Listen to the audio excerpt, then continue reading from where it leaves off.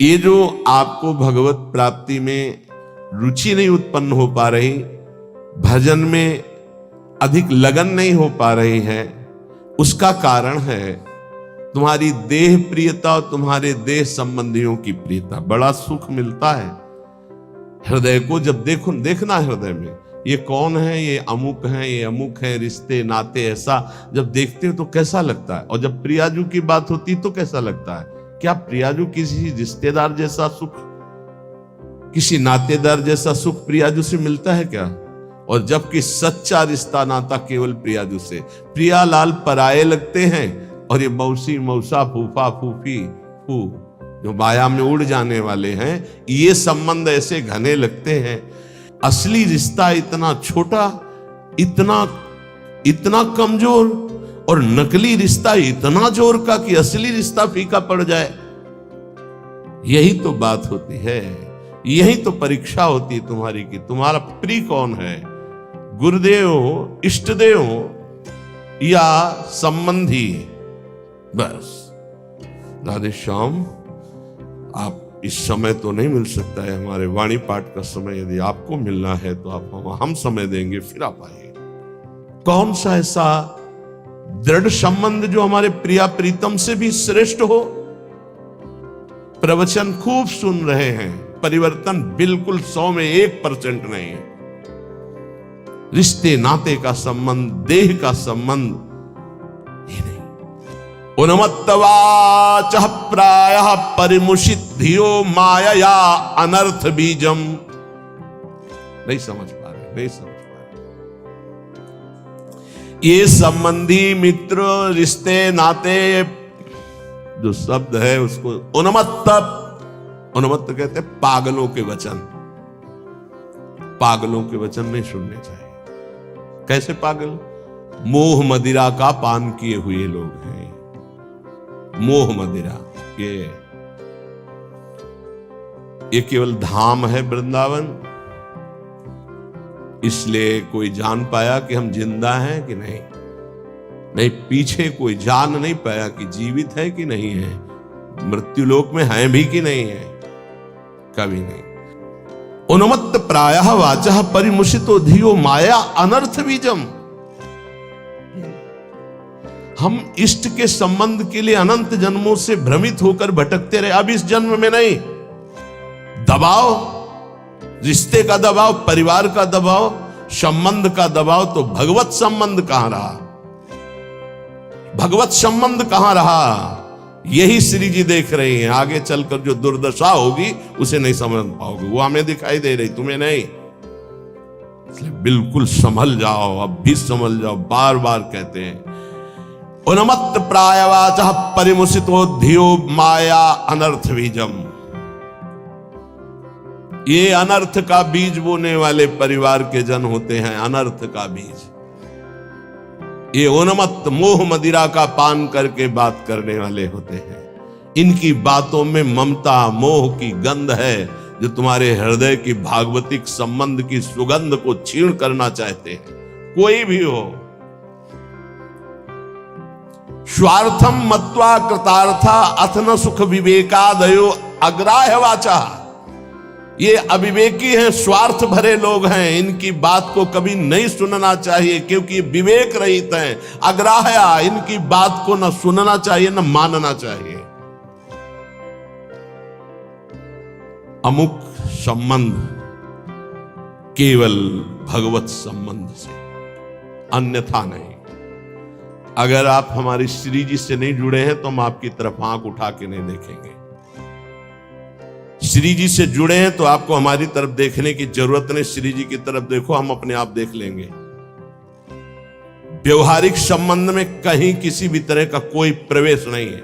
श्री जी का संबंध उन्मत्त प्रायवाचः परिमुषितो धियो माया अनर्थ बीजम स्वार्थम मत्वा कृतार्था अथ न सुख विवेकादयो अग्राह्य वाचा। ये संबंधी, ये रिश्ते नाते, ये मोह मदिरा का पान करके ऐसे वचन बोलते हैं कि फिर संसार की ममता जागृत हो जाए। ये मोहित करने वाली, हमारी परमार्थ की वृत्ति का नाश करने वाले होते हैं। ये अनर्थों के दुख का बीज बो देते हैं।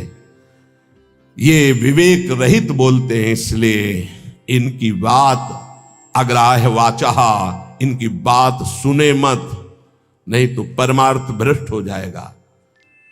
बहुत सुंदर किसी किसी के परिवार के जन, कल एक हमारी श्री जी की सेवा में रहते हैं उपासक, उनकी माई, तो उन्होंने कहा कि जब हम बेटे से बात करने के लिए यहाँ निवेदन किया और बेटा मिला, तो उसने मुंह फेर करके कहा कि अगर आप हमारी माँ हो तो दोबारा हमसे मिलना मत। बोले मुझे अच्छा लगा, आंसू भरे थे आंखों में, मुझे अच्छा लगा कि मेरी कोख पावन हो गई। और आज से मैंने भी निर्णय लिया है कि मैं कभी सामने नहीं जाऊंगी और आशीर्वाद दूंगी कि वो नित्य निरंतर श्री जी की सेवा में आपकी आज्ञा में रहे। उनका धन्य है तू माँ, तू धन्य है। अगर और बहुत ही स्वभाव सुशील, बहुत ही अच्छा लगा बात करके कि माँ हो भगवान माँ दे तो ऐसी माँ दे जैसी कल वो मिली, एक भी ममता की बात नहीं। बोले हमने भी निश्चय किया, मुझे भी अच्छा नहीं लगा कि मैं अपने बेटे को मोह से ग्रसित नहीं करना चाहती, परमार्थ में आगे बढ़ाना चाहती हूँ, तो मैं कभी सामने न जाऊं। मैंने भी निर्णय लिया। तुमका धन्य है तुम्हारा। जो सेवक जी ने कहा नाम प्रसंग कहे तो उपदेश, वो धन्य देश है, वो धन्य कुल है, धन्य सुतात धन्य सो माय। तो ऐ मैया तू उसी माय में आ गई जिसको सेवक जी धन्य कहते हैं। अरे धन्य है उसका गर्भ जिसके गर्भ से भगवान का महाभागवत पैदा हुआ। और तो सब न जाने कैसे कैसे संतानें उत्पन्न होती हैं और वो भगवान से विमुख नाना प्रकार के आचरण करके अपने आप को दुर्गति और माता पिता देख देख कर जलते रहते हैं। ये बात बहुत ध्यान से समझ लो जो इस श्लोक कह रहे हैं। ऊपर वाले श्लोक में बताया अपनी निष्ठा की युगल सरकार हमारे इतने सुंदर है कि करोड़ करोड़ कामरति मूर्छित हो जाए, लक्ष्मी नारायण भी शोभा देख करके ललचाने लगे, ऐसे हमारे उपास्य देव श्यामा श्याम। हमारे श्यामा श्याम में रति किनकी नहीं हो सकती, जो विषय विष के कीड़ा बने हुए हैं, या जो ब्रह्मबोध के द्वारा मोक्ष प्राप्त करना चाहते हैं, या जो जीवन भर भोग भोगा बुढ़ापे में सोचते हैं हम प्रेमी हो जाएं। चिंतन वही है 60 70 80 वर्ष का भोगों का। अब चिंतन बदलना बहुत कठिन, कोई महापुरुष चमत्कार कर दे तो बात अलग। ये हमारी बात उनकी समझ में आएगी जो शरणागत है श्री जी के और प्रारंभ से अभ्यास कर रहे हैं अपने मन को प्रियालाल में लगाने का, रसिकों की कृपा का। तो चंदी वृंदावन आशा, उनके अंदर वृंदावन में विराजमान प्रिया प्रीतम से मिलने की आशा जागृत हो जाएगी। कह रहे हैं अब इसमें बचाव पक्ष क्या करना है। उन्मत्त प्रायवाचा परिमुसितो धियो माया अनर्थ बीजम, बुद्धि में ऐसा बैठा लो कि ये जितने प्यार करने वाले संसार के संबंधी हैं ये अनर्थ कर देंगे। अनर्थ क्या, हम जिस मन इंद्रियों को चुरा कर संसार से प्रिया प्रीतम में लगाना चाहते हैं ये पुनः वहीं लगा देंगे संसार में, पक्का। इनका प्रभाव ऐसा होता है, ये नहीं मानने वाले। परिवार के लोग साधु नहीं मानते हैं, कोई विवेकवान साधु मानता नहीं मानते। परिवार के लोग नहीं मानते, साधु थोड़ी मानेंगे। वो तो अपना रिश्ता नाता संबंध देखकर बात करते हैं, वो सांसारिक संबंधों की मान्यता रखते हैं, इसलिए नहीं। कबीर वहां ना जाइए जहां जन्मभूमि का ठाव, भगति भाव पूछे नहीं ले पुराने नाव। वो थोड़ी कहेंगे महात्मा जी, नहीं वो वही कहेंगे आओ पंडित, नाम लेके बात करेंगे, ऐसा हमको ना। कबीर वहां ना जाइए जहां जन्म भूमि का ठाव, भगति भाव पूछे नहीं ले पुराने ना। वही संसार की वार्ता। अनर्थ बीजम, बड़ा आकर्षण है परिवार वालों का, बड़ा आकर्षण है। आप देखो अंदर से देखो, 20 वर्ष नहीं देखो, फिर देखो भैया है हमारे, ये अपन अमुक है हमारे अमुक। और श्री जी को 20-25 वर्ष से नाम जप रहे हो, शरणागत हो, ये कभी नहीं आया कि आराध्य देव मेरे, जीवन धन मेरे। ऐसे धिक्कार है इस मन बुद्धि को कि जो अनंत जन्मों से हमारे हैं वो हमारे पराये नजर आते हैं, जो बिल्कुल हमारे नहीं, जिनको हम जानते नहीं है, अब भी नहीं जानते कि भाई के रूप में कौन अंदर विराजमान है, बहन के रूप में कौन अंदर विराजमान, हम नहीं जानते। केवल ढांचे को मानते हैं, ये ढांचा मेरा भाई है बहन है, और ढांचे के अंदर बैठा परमात्मा, उससे कोई परिचय नहीं है। इसलिए स्वार्थ मत्वा कृतार्था अतन सुख विवेकादयो अग्राह्य वाचा, अय विवेकी साधक, ये परिवार के जन विवेक युक्त नहीं बोलते, इनके मोह मदिरा से उन्मत्त प्रायः भरे वचन होते हैं, इनके वचनों को नहीं सुनना चाहिए। अग्राह्य वाचा, इनकी वाणी को ग्राह्य नहीं है, अग्राह्य है।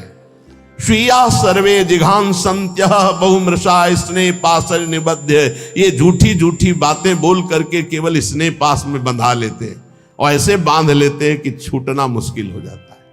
महापुरुषों का आश्रय लेने से एक बात ध्यान रखना, एक अद्भुत उमगन जागृत होती, उस उमगन को तपस्या के द्वारा संभाला जाता है, नहीं गिरा देगी।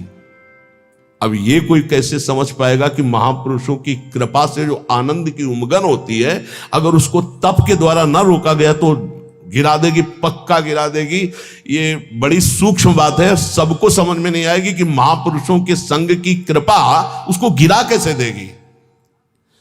भगवदानंद की जब अनुभूति हो तो उदासीनता बाहर इतनी हो जानी चाहिए कि तुम्हें देखना कोई पसंद न करे। ध्यान रखना, यह अनुभव की बात कह रहा हूं। जब आनंद की उमगन हो भगवदानंद, तो एकदम उदासीन हो जाना, मन बहिर्मुख बिल्कुल न होने पावे, किसी से अपनापन न होने पाए, तो वो भूमिका बदल देगा। महापुरुषों के संग से बिना साधन के भी आनंद की उमगन होती है। उस आनंद की उमगन को बिल्कुल वैराग्य और तप के द्वारा सहा जाता है, तब वो जाके महानता को प्राप्त हो, वो समझ नहीं पाए। तो यहां ये कह रहे, उन्मत्त प्रायवाचा परिमुसितो धियो माया अनर्थ बीजम। ये जो कह रहे हैं इसको बात समझ लो, यही तुम्हारे जीवन का पतन कर देगी, चाहे गृहस्थी में चाहे विरक्ति में हो। इस बात को अच्छे से समझना। उन्मत्त प्रायः वाचा परिमुसितो धिया माया अनर्थ बीजम। एक बार जब परिवार के जन सामने हो और तुम उनमें भगवत भाव प्रणाम करके अपनी भाषा बोलना वैराग्य की, फिर देखना तुमसे कौन प्यार करता है। तुम उनकी भाषा में मत आ जाना, अपनी भाषा में बोलना जो साधु की भाषा होती है, फिर तुम्हें असलियत में समझ में आएगा कि कौन प्यार करता है, कोई नहीं। जब तुम उनकी भाषा बोलते हो तब बात अपनी भाषा में सदैव हो, भक्त अपनी भाषा में। ये जीवन अब ऐसा दांव नहीं हमें चूकना कि इस जन्म में मुझे भगवत प्राप्ति न हो। ये बहुत अंदर की बात समझ लेना।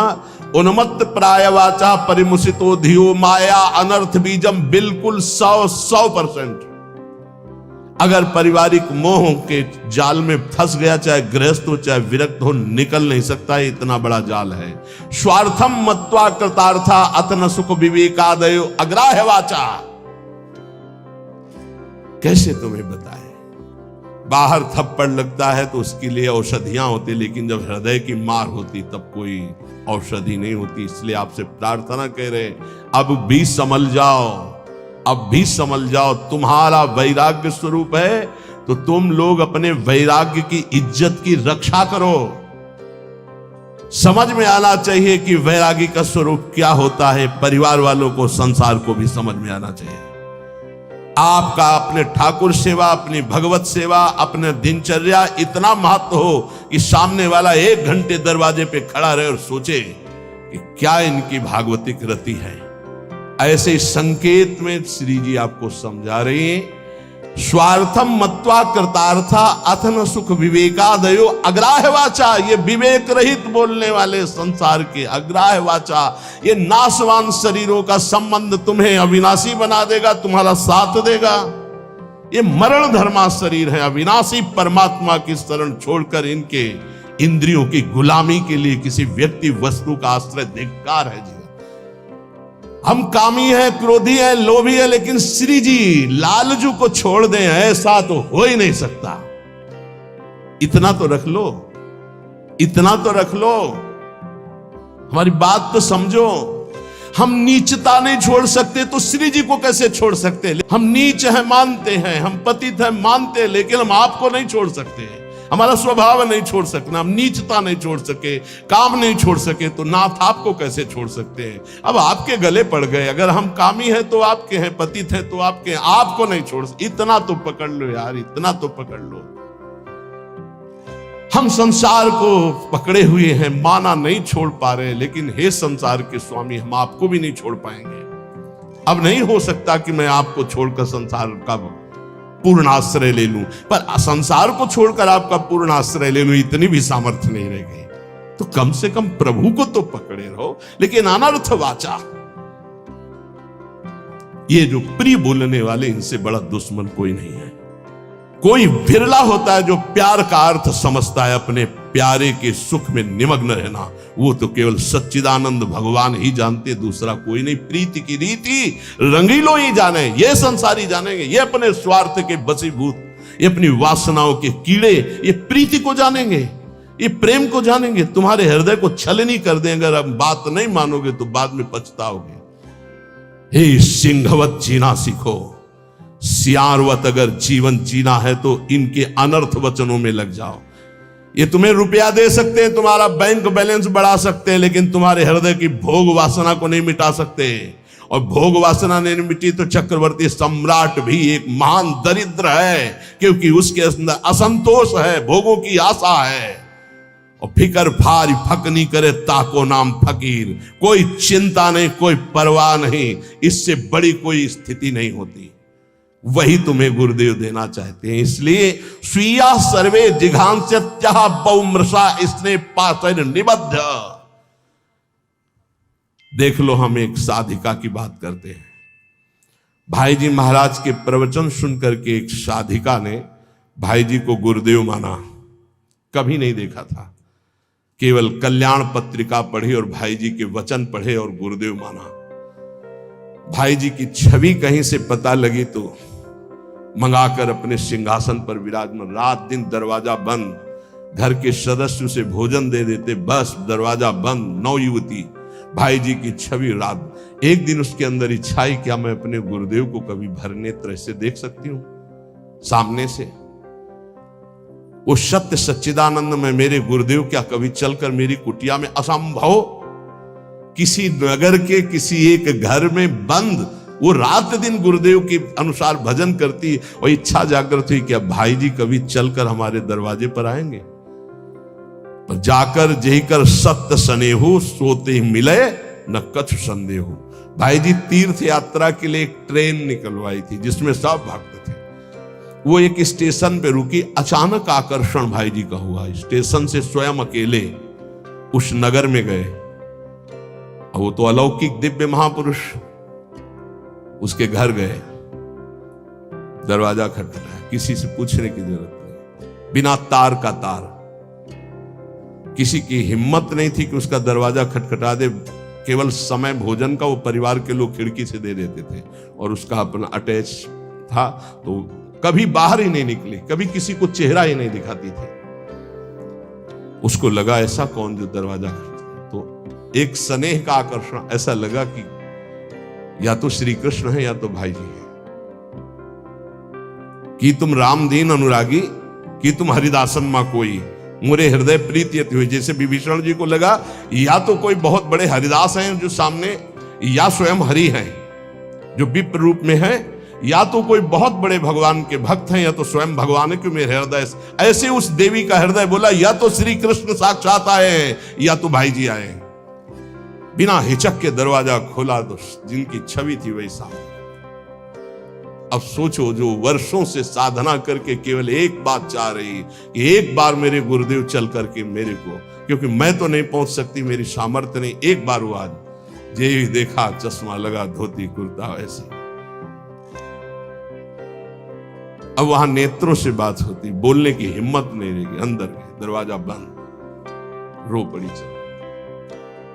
भाई जी ने कहा कि श्री कृष्ण की अपार कृपा पर है। कहा बस अब मुझे और कोई श्री कृष्ण नहीं चाहिए, हो गया। मेरी आखिरी इच्छा थी कि गुरुदेव एक बार मुझे साक्षात दर्शन। थोड़ी देर में उसने कहा मेरी एक प्रार्थना है, अब आप दोबारा कभी यहां। भाई जी ने कहा ऐसा क्यों कहा? बोले आप जब आओगे तो अब हजारों लोग आएंगे, और मैं ये नहीं जानती कि आप भी अब जान पावे कि मैं आपको कितना प्यार करती हूं। ये जीवन सिर्फ आपके लिए है, और आपके लिए होते हुए भी आप भी न जान पाए कि मैं आपको कितना प्यार करती हूँ। बस जैसे अभी तक थी वैसे ही रहना चाहती हूँ, अब दोबारा कभी भाई। तो भाई जी ने उसके लिए पद लिखा है, पद रचना की। और पूज्य राधा बाबा से जब ये बात कही तो राधा बाबा ने इसे प्रकाशित किया नहीं, भाई जी इसे प्रकाशित भी नहीं करते। कि धन्य है वो देवी जो ऐसी एकांत पूरा जीवन भजन करके पूरा कर दिया, कोई जान नहीं पाया उसको। जो अपने आराध्य देव के लिए इतनी गुप्त आराधना की जा सकती है, फिर हमें संसार और संसार के संबंधों से क्या। इसलिए ये जीवन हमें केवल भगवत प्राप्ति के लिए। स्वीया सर्वे जिघांस्यन्त्यः बहुमृषा स्नेह पाशैर् निबद्ध। ये स्वजनगण अत्यंत झूठे स्नेह पास में बांध करके तुम्हें मार देंगे। जिघांस्या, तुम्हें मार देंगे। मान लो कैसे मारा जाता है, ये तुम नहीं जान पाते हो। माया बहुत विचित्र है, बहुत विचित्र है, ये देखा है। इसलिए प्रार्थना है बहुत सावधान, बहुत सावधान। परिवार के लोग अच्छा समझते हैं, जब आप भोगों को स्वीकार करेंगे, भोगों में उतरेंगे, रिश्ते नातेदारों में उतरे, उनको बहुत अच्छा लगेगा। क्योंकि माता आपसे प्यार करती है, पर दो चीजें देखती है, आपका पेट भरा है, आपको अच्छी नींद आती है, आपकी भोग सामग्री पर्याप्त है, बस इतनी उसकी ममता की वृत्ति, इसके आगे वृत्ति नहीं। और गुरु एक बात देखता है, तुम्हारा देह राग कम हो रहा है, तुम्हारा देहाभिमान नष्ट हो रहा है, तुम्हारा भोगों से राग कम हो रहा है, तुम तपस्या में आगे बढ़ रहे हो, तुम जितेंद्रीय हो रहे हो, तुम्हें भोग कोई प्रिय नहीं लग रहा, धन्यवाद, चलो आगे। गुरु स्वरूप में स्थित करता है, माता पिता देहाभिमान में पुष्ट करते हैं। इसलिए बहुत होश में। स्वीया सर्वे जिघांस्यन्त्यः बहुमृषा स्नेह पाशैर् निबद्ध। श्री वृंदारण्यायः महामहित समाजात कदा निश्चितस्त्वाम। हे भाई, वृंदावन में केवल रसिक समाज को अपना समझो, उनको पाकर आश्रित हो जाओ, और सब अनिष्टकारी समाज है, अनिष्टकारी। कोई तुम्हारा इष्ट प्राप्ति में सहयोगी नहीं है, सब इष्ट में बाधक हैं, इष्ट में बाधा पहुंचाने वाले हैं, और कोई नहीं। एक बात अच्छे से समझ लो, अगर हमारी कहीं दुर्गति होती है तो देह और देह संबंधी भोग और देह संबंधी रिश्ते नाते यही दुर्गति का कारण बनते हैं। इसलिए हे उपासक, अपने ऊपर कृपा करो, अपनी दिनचर्या अपने इष्ट के बराबर किसी को मत मानो। इष्ट और इष्ट की दिनचर्या तुम्हारी इतनी प्रवीण, इतनी सुदृढ़ होनी चाहिए कि हम समय देंगे तुम्हें मिलने के लिए। हमारी रुचि होगी तो तुम्हारे समय में हम अपने समय को बर्बाद नहीं करने, लेकिन समय बर्बाद पहले ही कर रहे, उनके समय का महत्व क्या रहा। साधक चाहे गृहस्थ हो या विरक्त हो, उसकी दिनचर्या भगवान है और उस पर ध्यान दिया जाए, उस पर दृष्टि दी जाए। चाहे जितनी जैसी शरीर की परिस्थिति हो, यदि दिनचर्या को भगवान माना है तो वो भगवान अदीप सामर्थ्य देते हैं, वो दिनचर्या होती है। ये बात हमारी प्रार्थना मान लो, ये दिनचर्या तुम्हारी भगवान है, इसे मानो, इसे स्वीकार करो। पर नहीं, केवल मन की मनोरंजन वृत्ति पर प्रधानता रखने वाला कैसे उपासना में आगे बढ़ सकता है। इसलिए जो आप सुनते हैं उसका मनन करें। महापुरुषों के वचन अमृत हैं। बाबा, हमें बहुत क्लेश, अंदर जलन होती रहती है, ये कब मिटेगा?